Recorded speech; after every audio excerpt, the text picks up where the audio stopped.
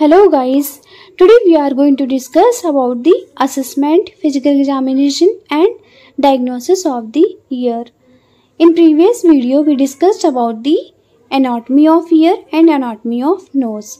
अगर हम पेशेंट का एग्जामिनेशन करने जा रहे हैं उससे पहले हमें उस पार्ट का एनाटॉमी पता होना चाहिए एंड फिजियोलॉजी पता होना चाहिए, लाइक किस टाइप से क्या पार्ट कहाँ प्रेजेंट होता है, उसका नाम क्या है एंड क्या वो फंक्शन करता है हमारी बॉडी के लिए, ये सब पता होना चाहिए. So before starting the assessment examination of the year हमें थोड़ा सा एनाटॉमी जो है डिस्कस करना है. इन दिस वीडियो हमने क्या किया है, प्रीवियस वीडियो में एनाटॉमी ऑफ नोज और एनाटॉमी ऑफ ईयर डिस्कस किया है.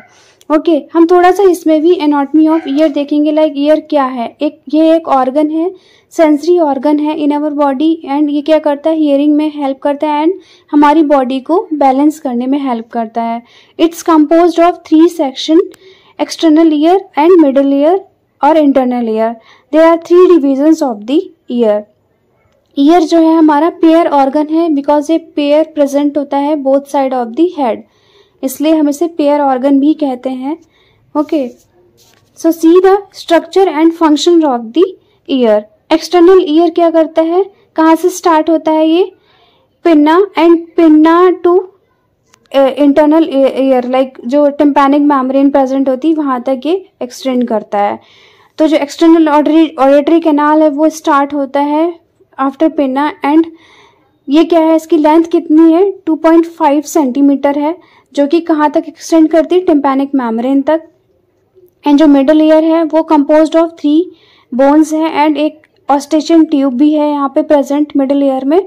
जो मिडल ईयर में बोन्स प्रेजेंट होती हैं वो क्या करती हैं, टिम्पैनिक मेम्ब्रेन से जो नॉइस या साउंड वेव्स होती हैं वो रिसीव करते हैं and with the help of vibration ये क्या करती हैं, सारा साउंड वेव को ट्रांसफर करती हैं malleus to incus and incus to stapes. There are 3 bones जो कि वाइब्रेट करके ट्रांसफर करती हैं साउंड वेव्स को into the inner ear canal. Okay यहाँ पे क्या है, vestibule and vestibule semi circular canal.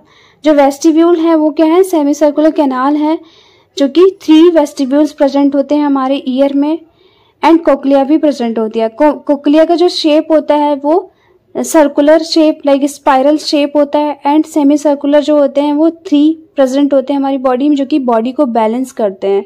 Cochlea क्या करता है, ये हेल्प करता है हियरिंग में. Okay so what are the equipments to examine the ear. Otoscope should be there. Auto means ear and scope means to see like ear with the help of this. Okay, like एक ये instrument है जो कि हमें examine करने के लिए help करता है ईयर को. नेजल स्पेकुलम, ये नेजल स्पेकुलम हम एग्जामिन करते हैं नोज को, लाइक इसका इंटीरियर एरिया देखते हैं with the help of speculum. Pen light क्या करता है, क्लियरली हमें चीजों को सीन कराता है into the interior side of the nose and ear. Okay tuning fork क्या करता है, ये एक वाइब्रेशन क्रिएट करता है to listen the patient, like कैसे वो सुन सकता है या नहीं सुन सकता है उसका हियरिंग लेवल चेक करने के लिए. टंग ब्लेड क्या करता है, अगर कोई भी इन्फेक्शन प्रेजेंट है from mouth to inner ear canal तो हमें उसे टंग को मूव करके एग्जामिन करना है कि वहां से कोई इन्फेक्शन तो नहीं पहुंच रहा है. ओके एंड गॉज स्क्वायर रखना है, जैसे कि कोई भी सिक्रीशन आउट हो रहा है from the ear and nose and mouth तो हमें उसे क्लीन करना है with the help of gauze square. Okay cotton tipped applicator रखना है to clean the ear and nose. Okay during the examination and assess the subjective data. इसमें क्या है, हमें पेशेंट साइड से सारी इंफॉर्मेशन लेनी है. पेशेंट को ईयर एक्ट लाइक पेन तो नहीं हो रहा कान में एंड कोई किसी भी टाइप का इन्फेक्शन प्रेजेंट तो नहीं है.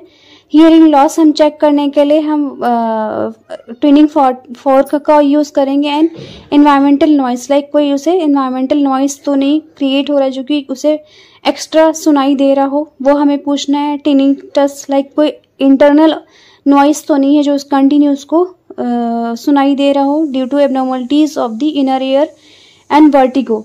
लाइक अगर वर्टिगो जब होगा जब पेशेंट की जो वेस्टिब्यूल्स हैं, 3 vestibules are there internal ear वो क्या करेगी, वो क्या होंगी, डिस्टर्ब हो जाएंगी, जिसकी वजह से पेशेंट को बॉडी बैलेंस करने में हेल्प नहीं मिल पाएगी और वर्टिगो हो जाएगा उसको। ओके, तो वेस्टिब्यूल जो है वो नॉर्मली फंक्शनल होने चाहिए। अगर वो फंक्शनल नहीं है तो पेशेंट अपनी बॉडी को बैलेंस नहीं कर सकता। Assessment objective data. अब यहाँ पे हमें पेशेंट को जस्ट ऑब्जर्व करना है एंड इंस्पेक्ट करना है, पालपेट करना है, लाइक क्या क्या एबनॉर्मलिटीज हैं या नहीं है, कलर देखना है, अगर डिस्चार्ज है, लीजन देखना है, टेंडरनेस देखनी है, डिस्चार्ज देखना है अगर प्रेजेंट है नहीं है।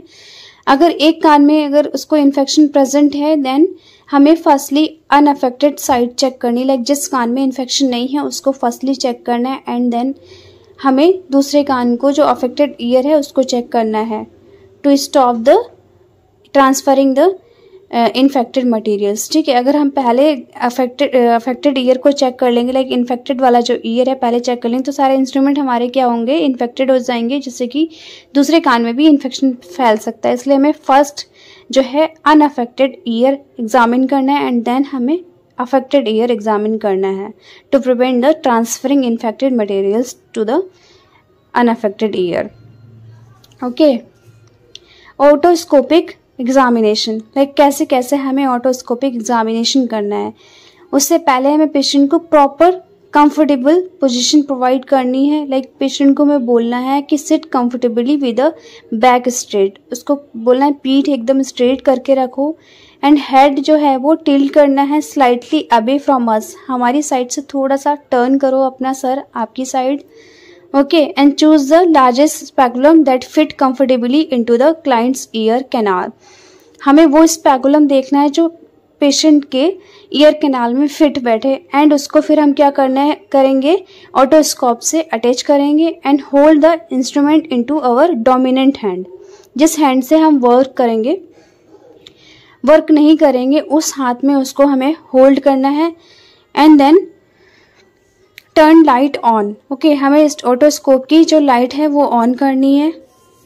ओके, फिर हमें क्या करना है, use the thumb and fingers of our opposite hand to grasps the client's auricle gently.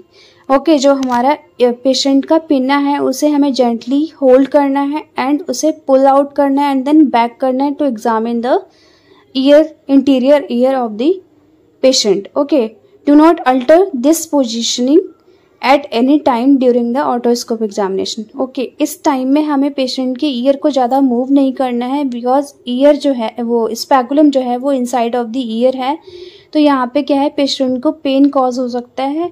उस टाइम में patient will not cooperate to us to do examine process. Okay, तो हमें केयरफुली जो है पेशेंट का एग्जामिन करना है and position the hand holding the otoscope against the client's head और face.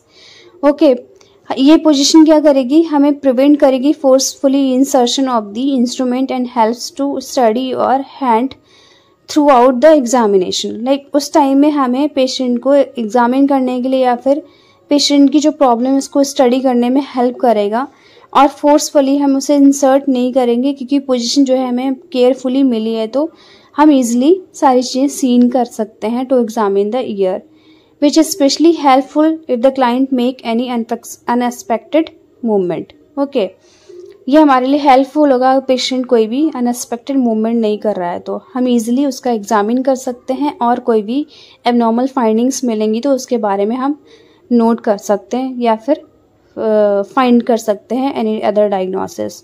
Insert speculum gently down and forward into the ear canal as you insert the otoscope. हमें इस ऑटोस्कोप जो है इंसर्ट करना है जेंटली थोड़ा सा नीचे and forward to examine the ear, जैसे कि हम ऑटोस्कोप को इंसर्ट करते हैं and be careful not to touch either side of the position of the ear wall. ठीक है, ईयर वॉल में ये टच नहीं होना चाहिए बिकॉज जो ईयर वॉल है वो बोनी स्ट्रक्चर है and covered by thin layer, बहुत पतली लेयर से कवर्ड होता है, इसलिए वहाँ पे सेंसिटिव लेयर प्रेजेंट होती है ऑफ एपिथेलियम। ये क्या करेगी, any pressure will cause the client pain. अगर कोई भी चीज़ टच हो जाती है बहुत तेज से पेशेंट को पेन फील हो सकता है। Okay, and then move our head in close to the otoscope and position our eye to look through the lens. Okay, हमने जब स्पेकुलम को सेट कर लिया विद द ऑटोस्कोप, उसके बाद में हमें अपने हेड को पेशेंट की साइड लेके जाना है एंड आई से हमें उसके लेंस से देखना है कि लाइक क्या एबनॉर्मलिटीज़ प्रेजेंट हैं या क्या स्वेलिंग, रेडनेस, लीजन से डिस्चार्ज है या फॉरेन बॉडी प्रेजेंट है, वो सारा हमें एग्जामिन करना है into the ear canal. Inspect करना है of the tympanic membrane. Okay, normal findings क्या हो सकती हैं? Inspect membrane is pearly grey with well defined landmark. Okay, pearly grey होगी जिससे कि ये होगा कि वो बहुत अच्छी है। ये क्या है? वेल डिफाइंड लैंडमार्क है, पर्ली ग्रे दिखाई देगी वो। And light reflex present at 5 o'clock in right side. Right side जो है लाइक अगर आप वॉच देखें तो जो 12 o'clock पे आपकी जो बड़ी सुई जाती है वो 12 o'clock पे छोटी सुई होगी और बड़ी वाली जो होगी 5 o'clock पे। तो ये जो हो गया आपका राइट साइड हो गया। ओके, एंड लेफ्ट साइड जो होगा उसमें 12 o'clock पे छोटी सुई होगी एंड बड़ी वाली सुई जो होगी वो 7 o'clock पे होगी। ये लेफ्ट साइड का हो गया। इस टाइप से एक वॉच टाइप से वो सीन होगी टिम्पैनिक मेम्ब्रेन। ओके, तो tympanic membrane moves when patient blows against the resistance. अगर आप कोई किसी भी बलून को इन्फ्लेट करते हैं या फिर प्रेशर डालते हैं उस टाइम में आपकी जो टिम्पैनिक मेम्ब्रेन है वो भी क्या होगी? मूव करेगी। एंड हमें नॉर्मल फाइंडिंग्स में no redness, swelling, tenderness, lesions and discharge find होगा या फॉरेन बॉडी भी हमें वहाँ पे नहीं मिलेगी। Okay, you can see this picture. Tympanic membrane है ये normal. Okay, and this is abnormality of the year called otitis media, like inflammation of the middle air, जो कि बाहर तक आया है। रेडनेस और स्वेलिंग इज प्रेजेंट। और ये क्या है? कैलियोइड स्कार, जिसमें क्या है जो लोब्यूल है वो क्या है? पूरा स्वेल किया हुआ है, पूरा एक्सटर्नल पिना जो है वो स्वेल किया हुआ है एंड बहुत ज़्यादा रेड है वहाँ पे। ये भी एक एबनॉर्मल कंडीशन है of the ear. And otomycosis क्या है? ये like fungal infection present in the external auditory canal. Okay, ये भी abnormal. Okay, cerumen obstructing tympanic membrane. Cerumen जो है उसने सिक्रीशन की वजह से पूरा टिम्पैनिक मेम्ब्रेन को ऑब्स्ट्रक्ट किया हुआ है। ये भी एक एबनॉर्मल कंडीशन है of the year. Okay, retraction of the tympanic membrane, this is normal tympanic membrane but retraction of the tympanic membrane abnormal condition में देखेंगे।